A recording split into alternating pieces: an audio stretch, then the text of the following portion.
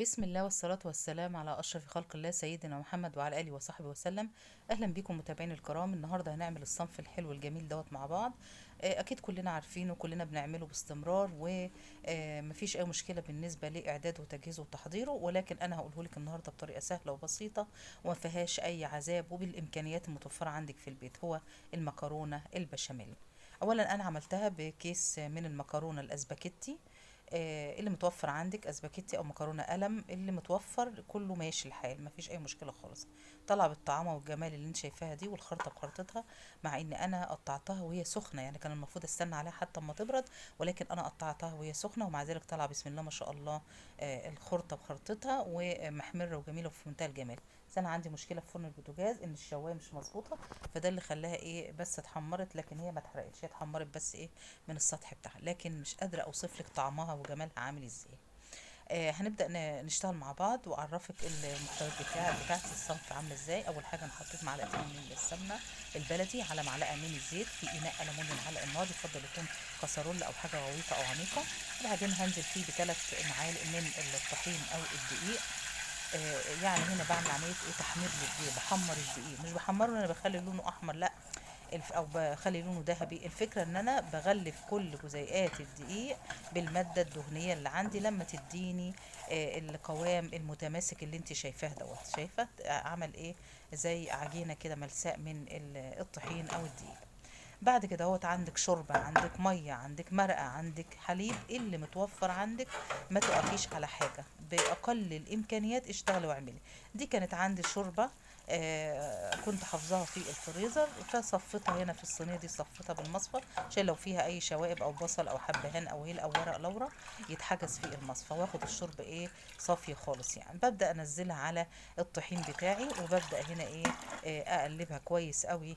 وبعد كده هتبدأ هنا تستوى معايا وتديني القوام المتجانس السميك اللي هو بتاع البشاميل.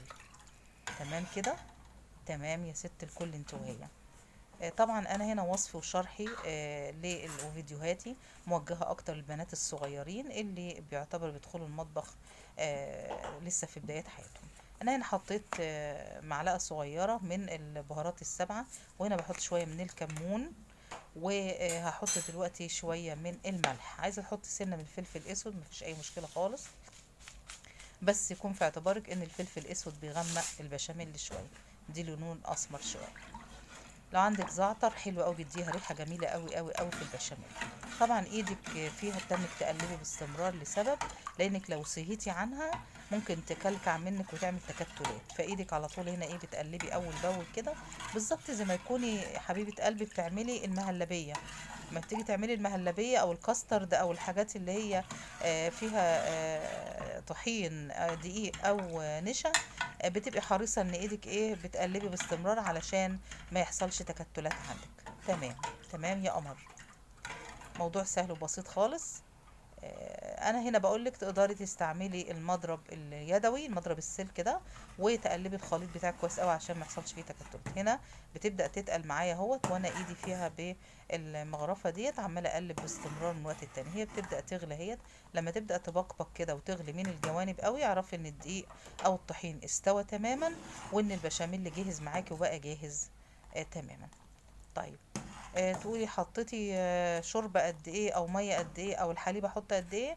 ده ما يعادل حوالي 3 كوبايات من الشوربة. يعني لو عندك حليب برضو ما فيش مشكلة، اللي متوفر عندك. بس كلنا طبعا عارفين اسعار الحليب دلوقتي بقت غالية جدا والدنيا بقت نار يعني، فشوية شوربة او شوية مية الدنيا تمشي.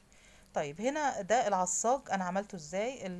البصلة حطيتها في معلقة سمنة ومعلقة زيت على النار، شوحتها، نزلت فيها بالبهارات، قلبتها كويس، نزلت عليها باللحمة المفرومة، ودبلت اللحمة المفرومة شوية مع البصل، ونزلت بقى هنا ايه بفلفل الوان وطماطمايه، اللحم بتاع الطماطم فقط. تمام كده. تمام يا ست الكل. هنا سلقت المكرونة، طبعا سبت العصاج استوى بالشكل اللي انت شفتيه ده. هنا استوت المكرونة، سلقتها طبعا في مية وملح بس، ولا افتكاسات بقى حطي زيت حطي مش عارف ايه ولا الليله دي. سلقت المكرونه في ميه وملح على طولها زي ما هي، وقمت جايه شطفاها بميه من الحنفيه وصفيتها زي ما انت شفتي كده. حطيت جزء من البشاميل على المكرونه وقلبته كويس قوي عشان يعمل عمليه ربط للمكرونه بتاعتي، وحطيت حوالي مغرفة واحدة في ارضية الصينية برضو، ودي برضو بتديني الارضية تبقى حلوة وما تلسعش منك او تلزق منك او تتحرق. بعد كده انا حطيت طبعا شويه من البشاميل على المكرونه كلها، يعني كل كميه المكرونه تحط عليها ما يعادل مغرفتين كده من البشاميل. هنا انا بحاول اقلبهم، طبعا المكرونه عشان على طولها فبتبقى صعبه شويه في التقليب، هنا بحاول اقلبها كويس قوي. حسيت ان البشاميل قليل عليها فزودت كمان مغرفه يعني، واقلبها كويس قوي لانه البشاميل ده هيعمل لي عمليه ربط بين جزيئات المكرونه وبعضها البعض في الصينيه. صنف المكرونه البشاميل من الاصناف القمر الحلوه اللي بتسد على المائده وفي العزومات وفي الولايم وفي البوفيهات. جميل جدا مع طبق سلطه خضراء، مع مثلا شويه من الشيبسي او البطاطس محمره. بيبقى هنا ايه ميكس حلو قوي على المائده. تمام. على فكرة المكرونة البشاميل لوحدها كافية قوي على المائدة مع السلطة، وجبة كاملة لأنه داخل فيها حاجات كتير جدا هقولك عليها دلوقتي. طيب أنا هنا زي ما انت شايفة حطيت في أرضية الصينية مغرفة واحدة من البشاميل، وبدأت أوزع نص المكرونة بتاعي. يبقى نص المكرونة هتقسمي المكرونة لقسمين قد بعض، نص المكرونة بدأت أنزله في الصينية بتاعتي، وهبدأ هنا ايه أظبطه بقى بالشكل اللي انت شايفاه ده، أسويه يعني واضغط عليه سنة كده. تمام زي ما انت شايفة معايا كده. موضوع سهل خالص وبسيط. الناس اللي بتبقى مستصعبة تعملها وتقول ده بتاخد وقت كتير ووش كتير، ابدا والله. انك تجهزي العصاج بتاعك وتعملي البشاميل وتسلقي المكرونة كده خلاص، الصنف جاهز وخلص معاكي. تمام تمام يا قمر. هنا اهو زي ما انت شايفة كده انا بحاول بالمعلقة ديت احاول ان انا ايه اثبت المكرونة كويس قوي في ارضية الصينية، عشان لما اجي اقطعها قطع تديني قطع ايه مظبوطة يعني. يلا يا قمر انت وهي كل واحدة تقوم تشطر كده. عارفة لو عندك ربع كيلو لحمة، حتة لحمة قد حفنة ايدك، هتقدري مع بصلاية كبيرة وقرنين فلفل، وممكن تحطي فيه على فكرة بطاطساية كمان مسلوقة تقطعها مكعبات صغيرة تدخليها مع العصاج، مش هتقولك لا، مفيش اي مشكله خالص. على فكره في ناس بتحط معاها ميكس جبن، في ناس بتقطع زيتون او بتحط زيتون مقطع مع العصا، يعني الحشو ده بقى حاجه ترجع لامكانياتك ولذوقك الخاص ايه، او بتحبي تاكلي ايه او ما بتحبيش ايه، او ايه المتوفر عندك. انا اللي كان متوفر عندي اللي هو حته لحمه حفنه كده قد الايد، مع قرن فلفل الوان، مع قرن فلفل سبايسي، ومع البصلايه. عملت الكلام ده كله في العصاج وحطيت، ما عنديش الحقيقه لا جبنه ولا الحاجات اللي هي الاجبان اللي السايله دي ولا الكلام ده كله ولا زيتون. تمام كده زي الفل، نعمه قوي كله نعم ربنا حلو علينا. ببدا هنا انزل بقيه المكرونه بتاعتي فوق العصاجه اهوت. كل ست بيت شاطرة عسولة جميلة كده تقوم تعمل الصنف القمر ده، تقضي بيه يوم من أيام الأسبوع مع شوية سلطة كده ولا حاجة، هتبقى عملت أو شوية شوربة، هتبقى عملت ايه وجبة ما شاء الله. صينية عايزة أقولك هتكفيك يومين، تاكلي فيها يومين، انه ما شاء الله صينية كبيرة يعني. كيس المكرونة بيعمل صينية مكرونة كبيرة يعني ما شاء الله. والف هنا وشفا على قلوبكم، ربنا يسعدكم. لو كنت بتتابعيني لحد دلوقتي يسعدني قوي انك تعملي لي لايك، لان اللايك ده بيرفع الفيديو وغيرك بيستفاد، وتشتركي في قناتي لو انت مش مشتركة فيها. ربنا يبارك فيكم يا رب، ويديمكم نعمة في حياتي، اجمل متابعين في الدنيا. تمام.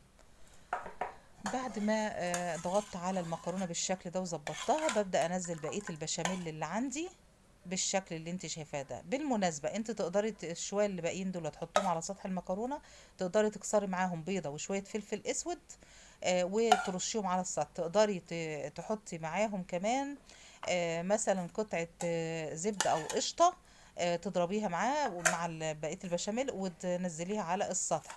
تقدري كمان هنا بعد ما صبيتي البشاميل كده تقدري تجيبي الجبن الرومي او المبشور او الموزاريلا وتحطيه على السطح، هتطلع طعمة وجميلة. كل حاجة